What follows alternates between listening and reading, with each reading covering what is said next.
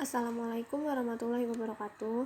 Perkenalkan, nama saya Melinda Rismata Putri. Saya akan menjelaskan tentang cara kerja PLS. Pertama, introduction. PLS adalah salah satu metode statistika SEM berbasis varian yang didesain untuk menyelesaikan permasalahan struktural yang melibatkan banyak variabel atau banyak konstruk ketika ukuran sampel penelitian kecil, adanya data yang hilang atau missing value, dan multicollinearitas. Parameter estimasi. Parameter estimasi yang dilakukan pada model pengukuran dan model struktural dalam PLS dibagi menjadi 3 kategori. Yang pertama ada weight estimate yang digunakan untuk mengukur hasil skor variabel laten. Yang kedua ada path estimate yang mencerminkan bobot kontribusi varian perubahan variabel independen terhadap variabel dependen. Yang ketiga ada skor rata atau mean dan konstanta regresi untuk variabel laten. Parameter estimasi ini terdapat proses iterasi yang dilakukan PLS terdiri dari 3 tahap. Yang pertama menghasilkan weight estimate yang dilakukan dalam iterasi algoritma. Weight estimate digunakan sebagai parameter validitas dan reliabilitas instrumen. Yang kedua menghasilkan nilai inner atau outer model. Inner model digunakan sebagai parameter signifikansi dalam pengujian hipotesis, sedangkan outer model digunakan sebagai parameter signifikansi dalam pengujian hipotesis. Sedangkan outer model digunakan sebagai parameter validitas konstruk, maksudnya reflektif dan formatif. Menghasilkan skor mean dan konstanta variabel laten yang digunakan sebagai parameter sifat hubungan kausalitas dan rata nilai sampel yang dihasilkan. Nah, model matematika dasar PLS ini dalam notasi matriks adalah sebagai berikut. M sama dengan W kali Y sama dengan PN plus E. Disubstitusikan menjadi Y sama dengan PWY plus E PWY plus I min PW kali Y. Nah, di sini ada notasi-notasinya ya, bisa dilihat. Jika matriks solusi berbasis pada nilai tunggal dekomposisi yang tidak membutuhkan inversi matriks sebagai berikut. R sama dengan W pangkat D kali P. Selanjutnya, asumsi dan pengujian signifikansi. PLS memiliki asumsi yang sama dengan regresi linear berganda, antara lain fokus pada outlier dan hubungan non-linear. Distribusi PLS tidak diketahui, maka pengujian yang dilakukan melalui metode bootstrap seperti jackknife, yaitu dengan metode pengambilan sampel secara berulang atau resampling. Guna mencapai hasil pengujian efek prediksi yang optimal, asumsi kecukupan sampel dan proses uji validitas dalam model pengukuran menjadi faktor penting. Khusus untuk PLS, standar minimum jumlah sampel adalah 10 kali jumlah jalur yang dibangun untuk uji model struktural. Selain jumlah sampel, parameter uji validitas yang konservatif akan menghasilkan efek prediksi yang lebih baik. PLS menghendaki skor landing atau outer loading. Indikator pada setiap variabel sebaiknya lebih besar dari 0,7. Skor AV lebih besar dari 0,5 dan skor community lebih besar dari 0,5. Sementara itu, untuk uji reliabilitas skor Cronbach alpha dan composite reliability lebih besar dari 0,6. Metode statistis PLS. Regresi PLS bertujuan untuk menghasilkan model mentransformasi seperangkat variabel eksploratori yang berkorelasi menjadi seperangkat variabel yang tidak saling berkorelasi. Koefisien parameter PLS diperoleh dari korelasi langsung antara variabel independen atau prediktor dan variabel dependen atau kriterion. PLS adalah teknik prediksi yang mampu mengelola banyak variabel independen yang terindikasi multicollinearitas. Seperti regresi kanonikal, PLS juga menghubungkan dengan seperangkat banyak variabel independen dan seperangkat banyak variabel dependen.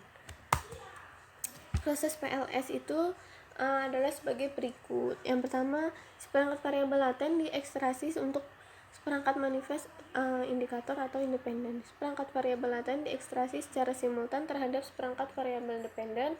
Skor X laten digunakan untuk memprediksi skor Y laten dependen. Skor Y yang diprediksi digunakan untuk memprediksi manifest variabel dependen. Skor X dan Y diseleksi oleh PLS menjadi parameter kesuksesan PLS jika memiliki hubungan yang kuat. Nah, ada rule of thumbs untuk interpretasi. Beberapa rulesnya itu di sini ada. Yang pertama, sebaiknya minimal menggunakan 3 variabel manifest untuk variabel laten. Skor loading pada tiap jalur atau path antara komponen variabel laten dan variabel manifest sebaiknya lebih besar atau sama dengan 0,7.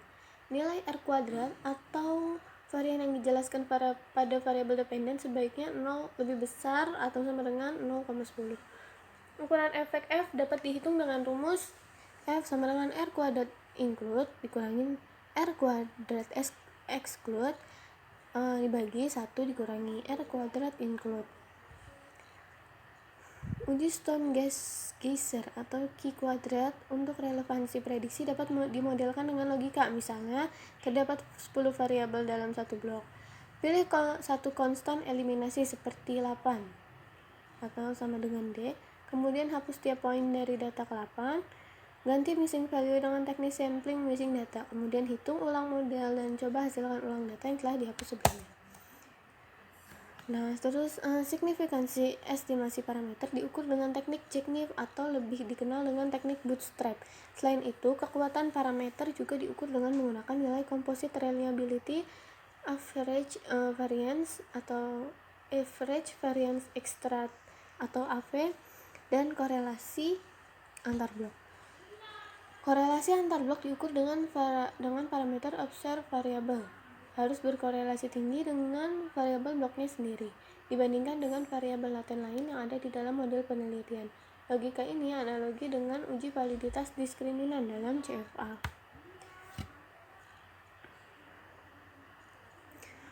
Model spesifikasi PLS dalam analisis jalur terdiri atas 3 tipe hubungan, yaitu inner model, outer model, dan weak relation. Kalau inner model itu model struktural menggambarkan hubungan kausalitas antar variabel laten yang dibangun berdasarkan pada substansi teori. Yang kalau outer model itu pengukuran yang menggambarkan hubungan antar blok indikator dengan variabel lainnya, dengan variabel latennya. Kalau score weak relation itu menunjukkan hubungan nilai varian antar indikator dengan variabel latennya sehingga diasumsikan memiliki nilai min sama dengan 0 dan varian sama dengan 1 untuk menghilangkan konstanta dalam persamaan kuadrat. Tahapan dalam menjalankan PLS yang pertama,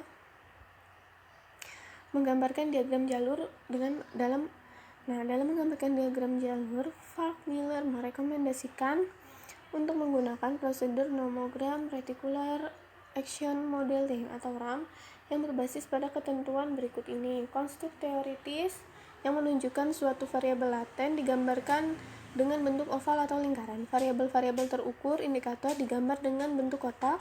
Hubungan tidak simetris yang menunjukkan satu arah digambarkan dengan arah panah tunggal. Hubungan simetris yang menunjukkan dua arah bolak-balik digambarkan dengan panah arah double. Yang kedua, tentukan banyak blok variabel laten yang akan dibangun dengan indikator pada tiap variabel laten. Contohnya model A, variabel laten memprediksi indikator, model B, indikator memprediksi variabel laten. Yang ketiga, estimasi variabel laten sebagai total bobot indikatornya. Pada umumnya, pembobotan tergantung pada identifikasi kendala. Seperangkat variabel yang berkovariasi tinggi akan dihitung lebih dari varian F sehingga pada akhirnya skor bobot pada iterasi terakhir akan digunakan. 4.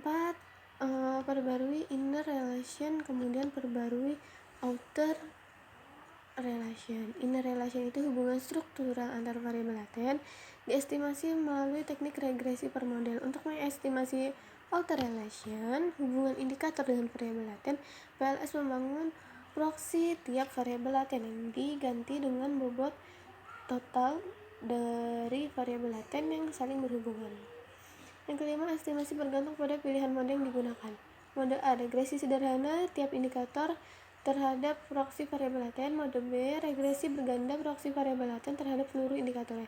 6. Estimasi cache value untuk tiap observasi dengan menggunakan bobot formatif atau proporsional bobot terhadap loading dengan mempertimbangkan kendala varian F sama dengan 1, kemudian pengestimasian berlanjut hingga perubahan bobot adalah kecil.